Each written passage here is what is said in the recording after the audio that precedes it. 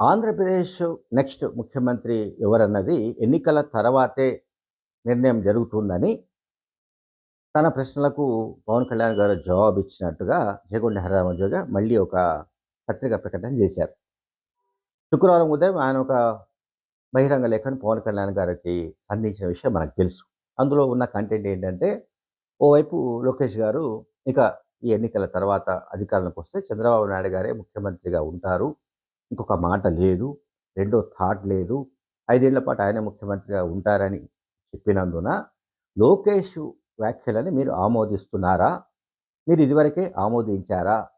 దీనికి సంబంధించి మీరు జవాబు చెప్పాలి. జన సైనికులు వాళ్ళు ఏదైతే మీరు ముఖ్యమంత్రి కావాలని కలలు అంటున్నారో ఆ కళల సంగతి ఏమిటంటూ ఆయన కొన్ని ప్రశ్నల్ని సంధించారు. దానికి పవన్ కళ్యాణ్ గారి నుంచి జవాబు వచ్చినట్లుగా ఆయన పత్రికా ప్రకటన చేశారు. సో అవసరమైన అంటే సరైన సమయంలో పవన్ కళ్యాణ్ గారే ఈ విషయాన్ని కూడా మళ్ళీ బహిరంగంగా ప్రకటిస్తారని కూడా ఆయన అన్నాడు. అందులో ఏమిటి ఆయన చెప్పింది అంటే, పవన్ కళ్యాణ్ గారు చెప్పినట్టుగా చెగొండి హరిరామ గారు చెప్పేది ఏమిటంటే, ఎన్నికల ఫలితాల తర్వాత ముఖ్యమంత్రి ఎవరుంటారనేది నిర్ణయం జరుగుతుంది అని చెప్పినట్టుగా, అంటే పవన్ కళ్యాణ్ గారు తనకు చెప్పినట్టుగా చేగొండి హరిరామ జోగ గారు చెప్తున్నారు. అంటే దాంట్లో ఇంకొక పారాగ్రాఫ్లో హరిరామ జోగ గారు ఏం చెప్తున్నారంటే, 10,000 పైచిలుకు ఓట్లు సాధించిన 60 నియోజకవర్గాలు ఏవైతే 2019లో ఉన్నాయో, ఆ 60 నియోజకవర్గాల్లో తప్పనిసరిగా మళ్ళీ పోటీ చేయవలసిందని కూడా ఆయన ఒక మెలిక పెట్టాడు.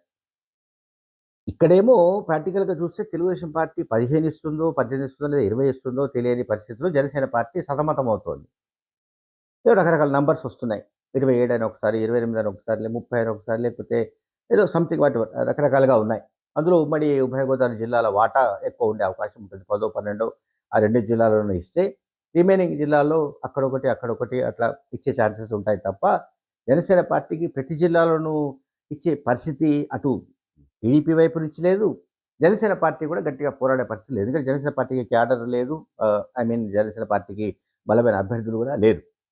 సో ఇదొక సమస్య ఉంటే, చేగొండి హరిరామజోగ గారు 60 స్థానాలు డిమాండ్ చేయవలసిందే, పట్టుబట్టవలసిందే, ఆ స్థానాలను సాధించవలసిందే, పొత్తులో భాగంగా అక్కడ పోటీ చేయవలసిందే, అందులో మెజార్టీ స్థానాలు గెలిచి అసెంబ్లీకి వెళ్ళవలసిందేనని కూడా ఆయన చెప్తున్నాడు.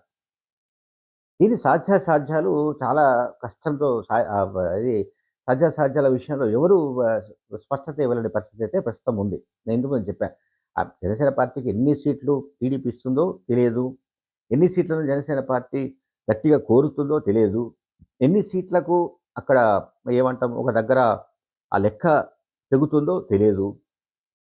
ఆ లెక్క ఒకవేళ హరిరామ జోగ గారు చెప్పినట్టే 60 దాకా డిమాండ్ చేసే పరిస్థితి జనసేన వైపు నుంచి లేదు నిజానికి.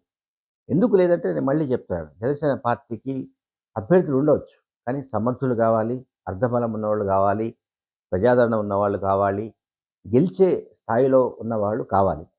అంతే తప్ప ఏదో అధికారం మనకు వచ్చేస్తుంది, మన వాటా మనం తీసుకోవాలి, మనకి ఎక్కువ మంత్రి పదవులు కావాలి, లేకుంటే మనకి ఇంకా ఎక్కువ ఏమంటాం అధికారంలో భాగస్వామ్యం రావాలి, ఇవన్నీ జరగాలి అని అంటే ఎక్కువ సీట్లు ఆశించడం తప్పులేదు. కానీ తెలుగుదేశం పార్టీ జనసేన పార్టీకి ఎందుకు తక్కువ ఇవ్వాలనుకుంటుంది అంటే, గతంలో కూడా చాలా ఇష్యూస్ ఉన్నాయి, ప్రయోగాలు చేశారు. గతంలో కూడా టీడీపీ ఈ పొత్తుల రాజకీయం నడిపిన చరిత్ర టీడీపీకి ఉంది. అట్లా పొత్తుల్లో భాగంగా తనతో పాటు ఏ ఏ పార్టీలు పోటీ చేశాయో, పనిచేశాయో, ఆ పార్టీని ఎట్లా అణిచి వేశారో, లేకుంటే వాటిని ఎట్లా కరివేపాకులా తీసి అవతల పారేశారో కూడా ప్రజలు చూశారు. ఆ అనుభవం చాలా మందికి ఉంది, చాలా పార్టీలకు ఉన్నాయి. ఇప్పుడు మళ్ళీ కొత్తగా జనసేన పార్టీ సరే ఓకే, ఎన్ని సీట్లు ఇస్తుందో 25, 30 తీసుకొని పోటీ చేస్తే అందులో ఎన్ని గెలుస్తుందో మనకెవరికి తెలియదు. జనసేన పార్టీకి ఉన్నపళంగా ఒక గాలి అంటూ ఏమీ మనకి విజిబుల్‌గా ఏమి కనిపించట్లేదు. అటువంటప్పుడు అసలు జనసేన పార్టీ 60 స్థానాలకు పోటీ చేయాలని కోరడం అనేది నాకు తెలిసైతే ఇదేదో గొంతెమ్మ కోరికలాగానే ఉంది తప్ప, ప్రాక్టికల్‌గా ఇది అమలయ్యే అవకాశంగా కూడా మనకు కనిపించట్లేదు. Thank you very much.